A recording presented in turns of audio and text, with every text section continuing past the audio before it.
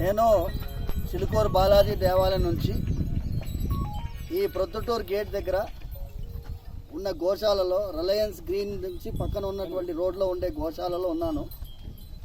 300 ఆవులు ఉన్నాయి. ఒక్కొక్కటి రేర్ బ్రీడ్ ఆవులు, గిర్, దేవుని, ఇవన్నీ ఆవులు ఉన్నాయి.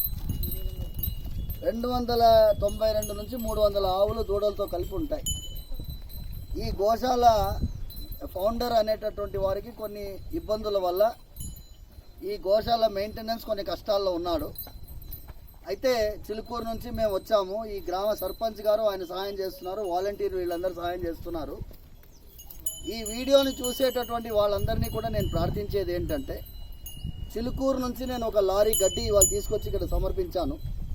ఒక గోమాత సేవగా భావించి మీరు కూడా వచ్చి వాలంటీర్ చేయొచ్చు. మీరు కూడా ఈ గోమాతకి మీరు క్యాష్ ఇవ్వాల్సిన అవసరం లేదు. ప్రత్యక్షంగా మీరు వచ్చి ఒక ట్రాలీ గడ్డి తీసుకొచ్చినా, పచ్చిగడ్డి తీసుకొచ్చినా, దానా తీసుకొచ్చినా, ఎండుగడ్డి తీసుకొచ్చినా, చెరుకు తీసుకొచ్చినా కూడా, చెరుకు గడలు పిప్పి తీసుకొచ్చినా కూడా సంతోషంగా స్వీకరించారు. గోమాత ఆశీర్వాదం మనకి ఇప్పుడు చాలా ముఖ్యం. కోవిడ్-19 నుంచి మనం తొందరగా భయపడాలంటే ఈ గోమాత సేవలో మనందరం తరించాలి. ఆకలితో ఉండే గోమాతని మనం చూసుకుంటూ వెళ్ళిపోతే మాత్రం భగవంతుడు మనల్ని క్షమించడు.